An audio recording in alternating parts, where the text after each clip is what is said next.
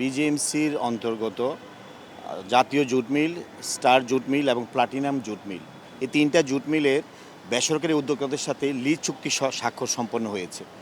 আপনারা জানেন যে মাননীয় প্রধানমন্ত্রীর নির্বাচনী কমিটমেন্ট ছিল নির্বাচনের আগেও এবং নির্বাচনের পরেও।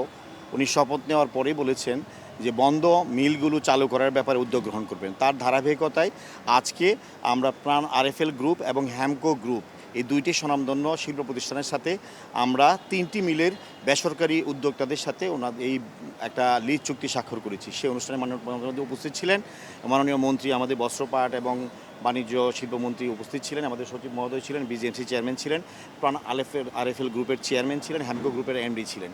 এই তিনটা মিলের চুক্তি স্বাক্ষর সম্পন্ন হয়েছে। এই চুক্তিতে আমরা এটাই মেসেজটা দিতে চাচ্ছি, আমাদের যে কমিটমেন্ট ছিল, মাননীয় প্রধানমন্ত্রীর যে একটা সিদ্ধান্ত ছিল বন্ধ মিলগুলো চালু করা, দেশে কর্মসংস্থান তৈরি করা, তার ধারাবাহিকতায় আজকে আমরা সরকারের আগামী 16 তারিখে 17 তারিখে 6 মাস পূর্ণ হবে। এই 180 দিনের এই সময়ের মধ্যেই আমরা তিনটি মিল ইতিমধ্যেই বেসরকারি উদ্যোক্তাদের মাধ্যমে চুক্তি স্বাক্ষর সম্পন্ন করলাম।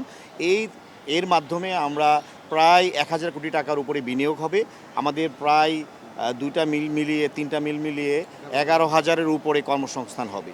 সব কিছু মিলিয়ে আমরা এটাই বলতে চাই, আমাদের এই যে বন্ধ মিলগুলো চালু করার মাননীয় প্রধানমন্ত্রীর যে উদ্যোগ ছিল, যেই কমিটমেন্ট ছিল, তার একটা শুরুটা আমরা করলাম এবং আগামী কিছুদিনের মধ্যে আরও কিছু মিলের চুক্তি স্বাক্ষর সম্পন্ন হবে।